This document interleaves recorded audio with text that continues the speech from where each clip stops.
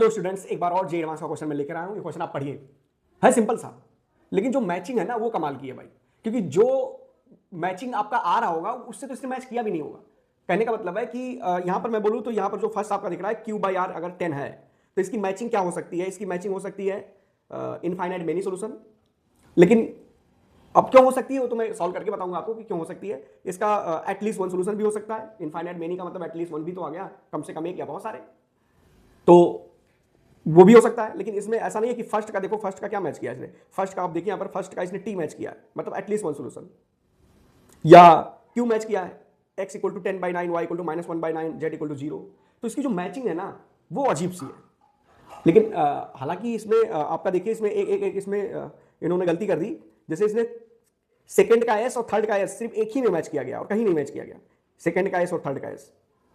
तो आंसर तो आ सकता था, लेकिन हम लोग इसको पूरा डिटेल में समझेंगे कि क्या क्या मैच कर सकता था, मैचिंग में क्या क्या आ सकता था और क्या क्या मैच किया जा सकता है। तो एक ऑप्शन से मतलब q इक्वल टू r/10 से कौन कौन से ऑप्शन मैच कर सकते हैं, फर्स्ट से या सेकंड से कितने मैच कर सकते हैं, थर्ड से क्या मैच कर सकता है, फोर्थ से क्या क्या मैच कर सकता है। लिस्ट सेकंड में, लिस्ट फर्स्ट तो रोमन में 1 2 3 4 दिया है, आप देखिएगा। और लिस्ट सेकंड है PQRST। ठीक है, बहुत ही लाजवाब क्वेश्चन है क्योंकि मैचिंग इसका खतरनाक है। तो देखिए यहाँ पर बोला गया है, पढ़िए क्वेश्चन में, तो बोला PQRHP के टर्म है। तो HP का अगर फर्स्ट टर्म ये मानेंगे तो 10 टर्म बाद P मिलेगा, 100वें टर्म पर Q मिलेगा और 1000 टर्म पर R मिलेगा। यानी ये 10th टर्म लिखा है, ये 100 टर्म लिखा है और ये 1000th टर्म लिखा है। इत्मीनान से देखिएगा, बड़ा आसान सा क्वेश्चन है, इंटरेस्टिंग भी है, देखिएगा। तो हम लोग क्या करते हैं कि यार हमें पता है जो चीज HP में होती है हार्मोनिक प्रोग्रेशन, उसको हम अगर रेसिप्रोकल ले लेते हैं तो एपी बन जाता है। एपी का रेसिप्रोकल एचपी, एचपी का रेसिप्रोकल एपी। तो मैं रेसिप्रोकल लेता हूं तो 1/a, बाकी डॉट डॉट, ये 1/p हो जाएगा, फिर आगे चलेंगे 1/q हो जाएगा और ये 1/r हो जाएगा। अब एपी के डेफिनेशन से बोलेंगे 10th टर्म 1/p है तो 1/p equal to first term 1/a plus 9d हो जाएगा। कॉमन डिफरेंस का d माना जाए एपी का, तो ठीक है, ये क्वेश्चन फर्स्ट हो जाएगी। 1/q इक्वल टू क्या आने वाला है, तो 1/q equal to 1/a plus 99d, 100 term क्यों था, इक्वेशन सेकंड हो गया। ऐसे थर्ड इक्वेशन बन जाएगी 1/r equal to 1/a plus 999d। ठीक है, इक्वेशन थर्ड हो गया। अब मैं फर्स्ट और सेकंड को डिफरेंस कर दूं, यानी सेकंड माइनस फर्स्ट कर दूं, तो ये सेकंड माइनस फर्स्ट करने पर 90d दिस इक्वल टू हो रहा है, अरे दिस माइनस दिस 90d हो गया, ये कैंसिल हो गया, 1/q माइनस 1/p। अच्छा, ये निकाल क्यों रहा हूं, अभी आपको समझ में आ जाएगा क्यों निकाला गया। पहला स्टेटमेंट मैंने पढ़ा क्वेश्चन का और ये एपीएचपी में दिया, इसको ही सॉल्व करना स्टार्ट कर दिया। ठीक है, उसके बाद मैं थर्ड माइनस सेकंड करूंगा, दिस थर्ड माइनस सेकंड करूंगा तो ये 900d होगा, तो ये थर्ड माइनस सेकंड करने पर आएगा 900d और दिस इक्वल टू ये दोनों कैंसिल, 1/r माइनस 1/q। अब एक काम करता हूं, मैं ऊपर वाले में 10 का मल्टीप्लाई कर दूं तो दोनों मैच कर जाएगा, इसका आरएचएस एलएचएस सेम हो जाएगा तो आरएचएस सेम कर देंगे। 10 मल्टीप्लाई करने के बाद 900d ये भी हो जाएगा, तो वो कर लेते हैं। तो बाकी मैं मिटा देता हूं इक्वेशन को, और ये दोनों 10 का मल्टीप्लाई करने के बाद सेम होने वाले। क्या होने वाला है देखिए, तो ये 10/q minus 10/p this equal to 1/r minus 1/q। Simplify कर ले यार इसको। क्या कर सकते हैं, एक काम करते हैं ना, मैं PQR से मल्टीप्लाई कर देता हूं। क्यों करूंगा, या जाने दो यार, आप सिंप्लीफाई करना जो जानते हैं वो करो ना। तो ये 10p minus 10q upon pq this equal to q minus r upon QR। आप तो पता चलेगा ना, PQR से मल्टीप्लाई कर दो पूरे में, बोथ साइड। तो PQR से मल्टीप्लाई करोगे PQ PQ कैंसिल, R आ जाएगा सब ऊपर, तो 10PR minus 10QR this equal to PQR, तो ऊपर P आ जाएगा, QR कट जाएगा, तो ये PQ माइनस PR। सिंप्लीफाई करें इसको तो PR 11 PR हो जाएगा ये, और ये हो जाएगा माइनस 10 PQ माइनस 10 QR है, PQ नहीं, 10 QR, ये PR 11 PR इधर आया और 10 QR minus PQ this equal to 0 आ गया। ये याद रखना, ये 0 है। ठीक है, अब क्वेश्चन का सेकंड पार्ट पढ़ते हैं हम लोग। क्या 0 है, मैं लिख दिया यहाँ पर, मिटा दे रहा हूँ। 11 PR minus 10 QR minus PQ 0 है। तो आगे इन्फॉर्मेशन दे रखा है कि यार सिस्टम ऑफ इक्वेशंस आपके पास दे रखा है x plus y plus z. Cramer rule पढ़ा होगा ना आपने, सिस्टम ऑफ इक्वेशन को सॉल्व करने का एक क्रेमर रूल होता है, तो आपको पढ़ाया गया होगा। ठीक है, बोर्ड में नहीं है, CBSE बोर्ड इन सब में नहीं है, JEE का सिलेबस है वो, एडवांस और मेंस का। 1000z this equal to 0। System of equation को सॉल्व करने का वो तरीका है, QRX plus PRY plus PQZ this equal to 0। बहुत बेसिक तरीके से चल रहे हैं, इसका अल्टरनेट मेथड हो सकता है, लेकिन मैं चाहता हूँ कि वो क्रेमर रूल जब बताऊंगा तो वो कम से कम एक रूल भी आप पढ़ लोगे अगर आपने नहीं पढ़ा होगा तो। ठीक है, तो इस सिस्टम ऑफ इक्वेशन सॉल्व करने का एक तरीका है। पहले तो ये जानते हैं 11 P R minus 10 Q R minus P Q, ये 0 के बराबर है। क्रेमर रूल बोलता है सिस्टम ऑफ इक्वेशन को सॉल्व करने के लिए एक डेल्टा लिखते हैं। डेल्टा बोले तो कोफिशिएंट से बना डिटर्मिनेंट 1 1 1, ये पढ़ा होगा आपने, इतना तो पढ़ा ही होगा, क्रेमर रूल भले ही ना पढ़ाओ बोर्ड में। ये 10 100 और ये 1000 हो जाएगा। क्यू आर पी आर और पी क्यू, डेल्टा लिखते हैं हम लोग, इस डेल्टा की वैल्यू निकालते हैं। ठीक है, तो ऊपर मैं इक्वेशन मिटा देता हूँ, थोड़ी जगह कम है यहाँ पर, बस और कोई बात नहीं है। तो ये मैं लिखने वाला हूँ डेल्टा। तो डेल्टा की वैल्यू हो जाएगी दिस इक्वल टू, अच्छा डिटरमिनेंट की प्रॉपर्टी 10 कॉलम से ले सकते, रो से ले सकते हैं, तो 10 बाहर हो जाएगा, बाकी सिंपल सा जो बच गया वो लिख लेते हैं। तो 1 10 और ये 100 बच गया, बाकी ये क्यू आर पी आर और पी क्यू है। ठीक है, बेसिक रूल जो हमने पढ़ा है, 1 को छुपा दिया ये, तो ये 10 P Q minus 100 P R, एक ब्रैकेट में -1 छुपाएंगे तो ये माइनस आ जाएगा, और अंदर आने वाला है ये पूरा हटा दो, ये हटा दिया तो आ गया ये, और ये जाएगा तो P Q minus 100 Q R, P Q minus 100 Q R. Okay, फिर +1 लास्ट में और आएगा, क्या आएगा लास्ट में वो भी देख लें। तो ये जाएगा तो P R minus 10 Q R, P R minus 10 Q R. Okay, simplify करने वाले इसको, ये 10 बाहर ही है। ये डेल्टा क्या आ रहा है देखिएगा, 10 बाहर है, 10 P Q minus 100 P R minus P Q minus minus plus 100 Q R plus P are minus 10 Q R. Simplify करें इसको तो 10 पी क्यू 11 पी क्यू हो जाएगा and 9 P Q, 10 P Q minus P Q 9 P Q, तो ये 9 P Q हो गया। Okay, ये पी आर और ये 99 पी आर, तो माइनस का 99 पी आर हो गया। ओके, ये 90 क्यू आर हो जाएगा, ये देखो दोनों, तो प्लस का 90 क्यू आर, 90 क्यू आर ये हो गया। 9 कॉमन ले सकते हैं बाहर, तो ये 90 बाहर हो गया। डेल्टा की वैल्यू देखिए क्या आ रही है, तो 9 बाहर हो जाएगा, तो उसके बाद ये हो जाएगा P Q minus 11 P R, 9 बाहर कर रहा हूं मैं, तो प्लस का 10 क्यू आर, ये हो गया। अब यही मैंने निकाला था स्टार्टिंग में, 11 पी आर प्लस का 11 पी आर, अगर माइनस भी कॉमन ले लें तो ये प्लस का हो जाएगा, ये माइनस हो जाएगा और ये माइनस हो जाएगा। तो 11 P R minus 10 Q R minus P Q, ये 0 है, इसका मतलब डेल्टा 0 आ गया यार। क्रेमर रूल में जब डेल्टा 0 हो जाता है हेट्रोजीनियस इक्वेशन में, हेट्रोजीनियस मतलब राइट साइड 0 ना हो, होमोजीनियस इक्वेशन नहीं, तो बताया जाता है क्रेमर रूल में अगर डेल्टा 0 हो गया, इसके 2 सोल्यूशन ही हो सकते हैं, या तो इनफाइनाइट मेनी सोल्यूशन या नो सोल्यूशन, 2 ही सोल्यूशन हो सकता है। इस इक्वेशन का सिर्फ 2 ही सोल्यूशन हो सकता है। अब कंडीशन देखेंगे बाद में, तो इनफाइनाइट मेनी सोल्यूशन हो या नो सोल्यूशन हो। अच्छा, इनफाइनाइट मेनी सोल्यूशन को एटलीस्ट 1 सोल्यूशन भी लिख सकते हैं, एक से ज्यादा ही आएगा। ठीक है, एटलीस्ट 1 सोल्यूशन बोल सकते हैं, एक से ज्यादा ही है भाई, एटलीस्ट कम से कम एक ही है, मतलब इनफाइनाइट मेनी तो कम से कम एक ही। ठीक है, तो इनफाइनाइट मेनी सोल्यूशन या नो सोल्यूशन है, डेल्टा 0 आ गया। आप आगे देखिए, क्रेमर रूल पूरा मैं यहां पर एक्सप्लेन करता हूं।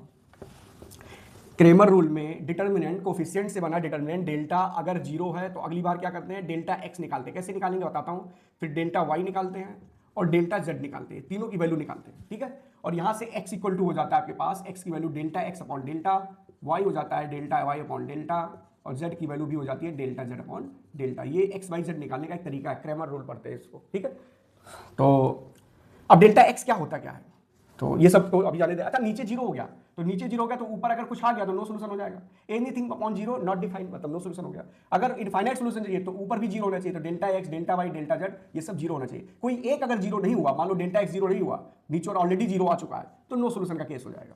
ठीक है, आइए आगे बढ़ते हैं। मैं डेल्टा x लिखता हूं, डेल्टा x क्या होता है, तो डेल्टा के पास जो था वो मैं बता दूं यहां पर, उस हिसाब से डेल्टा x लिखा जाएगा। फिर से डेल्टा लिखता हूं, तो ये था 1 1 1, ये 10 100 1000, और ये था आपके पास क्यू आर पी आर और पी क्यू। ठीक है, ध्यान से देखिएगा, इस टाइप के क्वेश्चन आ सकते हैं। अभी 17 मई को आपका एग्जाम होने वाला है। ठीक है, डेल्टा एक्स क्या होता है कि ये एक्स वाला जो कोफिशिएंट है इसको हम रिप्लेस कर देते हैं राइट साइड वाले वैल्यूज से, यानी 1 0 1 0 0 से रिप्लेस कर देंगे। इक्वेशन में जो आप पढ़िए वहां पर दिखा रहे 1 0 0 राइट साइड में। ठीक है, तो डेल्टा एक्स मतलब ये रिप्लेस कर दिया, तो 1 0 0 बाकी 100 पी आर 1000 पी क्यू। यहां से डेल्टा एक्स निकालते हैं, देखते क्या आता है, सारे निकालेंगे, डेल्टा एक्स निकाल देते हैं पहले। तो डेल्टा एक्स इस कॉलम के अकॉर्डिंग ओपन कर देंगे, तो 1 को छुपा दिया, तो ये 100 P Q minus 1000 P R, ये डेल्टा एक्स हो गया। ठीक है, अगर मैं इसको 100 कॉमन ले लूं तो हो जाएगा 100 अगर कॉमन ले लूँ तो पी क्यू माइन, अच्छा पी भी कॉमन ले सकते थे, पी भी अपने पास है तो पी भी कॉमन ले लें, तो ये सिर्फ क्यू बचेगा और क्यू माइनस 10R हो जाएगा। ओके, अब देखिएगा अगर मैं बोलूं कि इसका इनफाइनाइट मेनी सोल्यूशन अगर बन सकेगा तो डेल्टा एक्स जीरो होगा, या मतलब ये जीरो होना चाहिए। अगर डेल्टा एक्स को मैं जीरो मान लूं तो इसका मतलब ये पूरा जीरो हो जाएगा। पी तो नॉन जीरो रियल नंबर है, क्वेश्चन में पढ़ लीजिए पी क्यू आर, तो ये जब जीरो होगा तो मतलब ये जीरो होगा, ये जीरो होगा, तो ऐसी कंडीशन आ जाएगी वो क्यू इक्वल टू 10R हो जाएगा, यानी क्यू अपॉन आर 10 के बराबर होगा। तो इनफाइनाइट मेनी सोल्यूशन हो सकता है। तो ऑप्शन में देखिए अब, या क्यू अपॉन आर कहीं दिया क्या, हाँ पहला वाला है, क्यू अपॉन आर अगर 10 है तो इनफाइनाइट मेनी सोल्यूशन तो ऐसे डायरेक्ट तो नहीं बोलेंगे, क्योंकि अब डेल्टा वाई भी निकालेंगे हम लोग। तो क्यू अपॉन आर अगर डेल्टा एक्स जीरो तो क्यू अपॉन आर 10 के बराबर है, ये पता कर लिया हमने। अब डेल्टा वाई भी निकाल लेते हैं, उसके बाद देखते हैं क्या होगा, फिर उसके बाद इस कमेंट करते हैं इसके ऑप्शन पर और मैचिंग पर, ठीक है। तो अब मैं डेल्टा वाई निकालने वाला हूँ। डेल्टा वाई बोले तो ये पूरा मिटा देता हूँ, डेल्टा एक्स जीरो के समय ये होने वाला है। डेल्टा वाई में क्या था, वाई में अपने पास ये रिप्लेस नहीं करना, वाई वाले टर्म्स को रिप्लेस कर देना, तो 1 0 और ये 0 हो जाएगा, और बाकी ये जो लिखा था क्या 110 क्यू आर हो जाएगा, 110 और ये क्यू आर है, ठीक है। आप इस कॉलम के अकॉर्डिंग इसको एक्सपेंड कर लें, एक्सपेंशन तो कैसे भी निकाल सकते थे इसके अलावा, तो पॉजिटिव निगेटिव छुपाएंगे तो -1 छुपेगा, और ये पूरा गया और ये पूरा गया, ठीक है। तो ये और ये गया, तो ये 10 P Q minus 1000 Q R, ये डेल्टा वाई है। अब मैं डेल्टा वाई अगर जीरो करता हूँ, मतलब यहाँ से पी क्यू 10 क्यू कॉमन ले सकता हूँ, माइनस का 10 क्यू कॉमन हो गया, माइनस पहले से था 10 क्यू कॉमन हो गया, तो ये पी और माइनस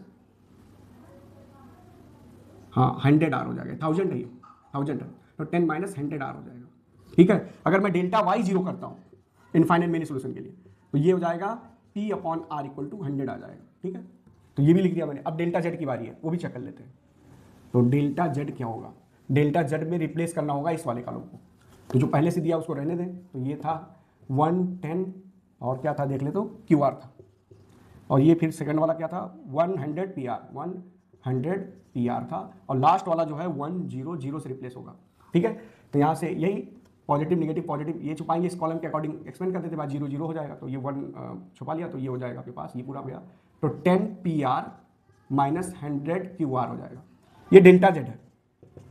इसमें भी डेल्टा जेड में अगर मैं 10R कॉमन ले लूँ, देखना 10R अगर कॉमन ले लूँ तो ये हो जाएगा P माइनस 10Q। अगर इसको भी जीरो कर दूँ तो डेल्टा जेड जीरो जब हो जाएगा तो यहाँ से आपके पास हो जाएगा P by Q equal to 10। देखिए तीनों केस मैंने लिख दिया इनफाइनाइट सोल्यूशन के लिए, या तो नो सोल्यूशन होगा इस क्वेश्चन में, या तो इनफाइनाइट मेनी सोल्यूशन होगा। अब आइए ऑप्शन में देखते हैं। अब इसमें बोला है कि P बाई आर 100 नहीं है, 100 नहीं है मतलब डेल्टा वाई जीरो नहीं है। यहाँ पर मैं सेकंड वाले की बात कर रहा हूँ, सेकंड की मैचिंग आप ध्यान से कीजिए। सेकंड में बोला है P बाई आर ये 100 नहीं है, मतलब डेल्टा वाई कंफर्म है कि जीरो नहीं है, और जब ऊपर जीरो नहीं और डेल्टा ऑलरेडी जीरो था तो नो सोल्यूशन है। तो सेकंड का जो है वो एस से मैच करेगा जो कि नो सोल्यूशन है। P बाई क्यू थर्ड का देखिए, P बाई क्यू बोला है ये भी आपके पास 10 नहीं है, तो P बाई क्यू 10 नहीं है तो मतलब डेल्टा जेड जीरो नहीं है, और डेल्टा जेड जीरो नहीं है तो जेड की वैल्यू होती है डेल्टा जेड अपॉन डेल्टा, तो वहां से नो सोल्यूशन आ जाएगा। तो ये भी आपके पास थर्ड वाला भी ये 10 के बराबर नहीं होने की वजह से ये भी एस से मैच करेगा नो सोल्यूशन से, ठीक है। अब देखिए सेकंड का एस थर्ड का एस, तो मैचिंग में तो यही ऑप्शन बी ही है जिसमें सेकंड का एस और थर्ड का एस है। तो क्वेश्चन तो खत्म हो चुका है, लेकिन और आगे बढ़ते हैं क्वेश्चन को। इसमें देखिए इसमें बोला है कि चौथे का आंसर है P बाई क्यू अगर 10 दे रखा है तो क्या होगा। फर्स्ट वाला भी मैच करेंगे, Q बाई आर 10 है, Q बाई आर 10 है, तो इस केस में इनफाइनाइट मेनी सोल्यूशन मैच कर सकता है इसका। तब जब Q बाई आर 10 हो उस समय P बाई क्यू भी 10 हो और उस समय P बाई आर भी 100 हो, तब इनफाइनाइट मेनी सोल्यूशन इसका मैच करेगा। लेकिन सिर्फ दिया है Q बाई आर 10 के बराबर, तो अब क्या करें इसमें इनफाइनाइट मेनी। अच्छा देखो दोनों ऑप्शन में जो ऑप्शन बी है फर्स्ट का Q बोल रहा है मैच करो, फर्स्ट का Q मतलब जो वैल्यू दे रखा है उसको मैच करवा रहा है, x equal to 10/9, y equal to -1/9, z equal to 0। Okay चलिए देखते हैं आगे। z को 0 कर दिया तो अब इक्वेशन क्या बन गई, पहले मैं इसको मिटा दूं, ये तो मैच करा दिया मैंने, और फर्स्ट वाले को हम देख रहे हैं z उस समय जब 0 है, क्योंकि Q बाई आर से डायरेक्ट कमेंट नहीं कर सकते हम लोग यार कि आपका इनफाइनाइट मेनी सोल्यूशन है, ठीक है। Q बाई आर से कमेंट नहीं कर सकते। एक P बाई क्यू 10 भी आया था जब डेल्टा जेड 0 था, वो भी लिख देता हूँ, P बाई क्यू 10 के बराबर था। तो अब Q बाई आर 10 होने की वजह से सिंपल सी बात है, बाकी सब भी 0 होना चाहिए इनफाइनाइट मेनी सोल्यूशन से मैच करने के लिए। फिर भी देखते हैं इसको, इसने तो फर्स्ट का Q मैच किया, क्यों किया वो देखें। अब मैं जो इक्वेशन दिया था उसमें x प्लस वाई जेड 0 बोल दिया, ठीक है, इक्वल टू 1 हो गया। जेड 0 बोल दिया तो ये हो जाएगा 10x plus 100y this equal to 0, okay, और Q R plus P R Y this equal to 0, okay, ये बोला। वहां पर मैंने जड़ को अगर 0 मान लिया है तो अब इसको सेटिस्फाई करने वाले रिजल्ट क्या आने हैं। जड़ को 0 बोला है और बोला है कि भाई क्यू में x को 10/9 करो, तो x को मैं अगर 10/9 करता हूं, यहां से देखिए 10/9, तो 10/9 मतलब ये 100/9 हो गया, और y को 10/9 करेंगे, नहीं -1/9, तो ये 0, तो सेटिस्फाई हो रहा है, क्लियर है। यहां पर अगर x को 10/9 बोला कि ऑप्शन में और y को -1/9, तो ये 1 सेटिस्फाई हो जाएगा। लास्ट में देखें क्यू आर एक्स था ये, ओके, इक्वेशन में अब x को बोला है 10/9 करो, ओके, तो 10/9 करेंगे तो 10 क्यू आर अपॉन 9 हो गया, प्लस y को बोला है -1/9 करो, तो ये हो जाएगा minus P R upon 9 this equal to 0। यहाँ से मैं 9 कैंसिल हो जाएगा और आर भी हटा सकता हूँ, नॉन जीरो रियल नंबर बता रखा है आर के बारे में, तो यहाँ से 10 Q this equal to P आ गया, और ये 10 equal to P by Q आ गया, ये इक्वेशन आ गई 10 equal to P by Q.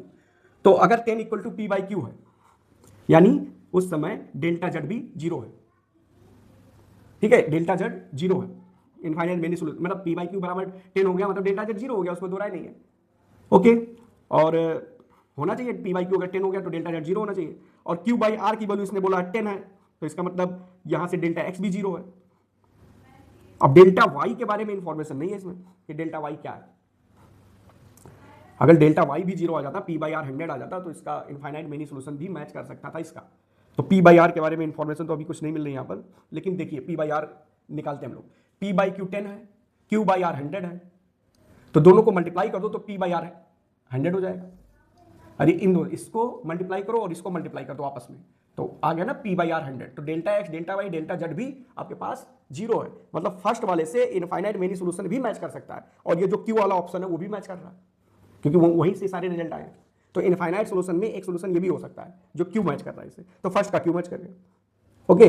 अब फोर्थ का, ये सेकंड का तो हम लोगों ने मैच कर लिया, थर्ड का मैच कर लिया, फोर्थ का आर मैच करने की बात कर रहा है यहाँ पर। अगर ऑप्शन बी ही सही है तो फोर्थ का आर यानी पी बाई क्यू 10 है, तो system of equation has infinite many solution. Simple सी बात है, पी बाई क्यू अगर 10 है तो फिर हम लोग कहाँ से निकाले पी बाई क्यू के वाले में 10, पी बाई क्यू अगर 10 है तो पी बाई क्यू 10 है तो यहाँ से, अब देखो पी बाई क्यू 10 है तो अब इसमें इन्फॉर्मेशन और आगे तो दे नहीं रखा कि भाई पी बाई क्यू 10 है तो फिर बाकी भी चीज़ आना चाहिए, क्यू बाई आर 10 आना चाहिए, और क्यू बाई आर के साथ साथ पी बाई आर 100 आना चाहिए, तो वो भी इन्फॉर्मेशन इसमें होनी चाहिए थी, तो ये मैच फोर्थ का आर हो जाता। लेकिन मैच में इनफाइनाइट मेनी सोल्यूशन दे रखा है, तो ठीक है ना, आपके पास पी बाई क्यू जब 10 दे रखा है तो इसका क्या मतलब हुआ, पी बाई क्यू 10 दे रखा, डेल्टा वाई 0 हो गया, तो डेल्टा तो ऑलरेडी 0 था, डेल्टा वाई 0 हो गया, अब बाकी 0 कैसे हो रहा है, वो पी बाई क्यू 10 होने की वजह से, पी बाई क्यू अगर हम लोग 10 ले लेंगे तो वहां से यहां पर हम लोग क्या मैचिंग कर सकते हैं, बस यही तो कमाल है इसमें बस ब्यूटी यही है कि भाई ये बहुत बड़ा कंफ्यूजन सा है कि ये पी बाई क्यू 10 बोलने के बाद उसने इनफाइनाइट मेनी सोल्यूशन क्यों बोल दिया, क्या रीजन है। क्योंकि पी बाई क्यू 10 बोलने से ये पता चलता है कि डेल्टा जेड 0 है, डेल्टा एक्स भी 0 होना चाहिए, डेल्टा वाई भी 0 होना चाहिए, और डेल्टा जेड भी 0 होना चाहिए, तब इनफाइनाइट मेनी सोल्यूशन बोला जा सकता है। आप इसको सोचिए इसके बारे में कि ऐसा क्यों है, इनफाइनाइट मेनी सोल्यूशन मैच क्यों किया, मुझे कमेंट करके बताएं। इस तरह की जानकारी के लिए, इंटरेस्टिंग चीज़ों को समझने के लिए चैनल को लाइक करें, शेयर करें, सब्सक्राइब करें। मिलते हैं अगली वीडियो में, बाय बाय।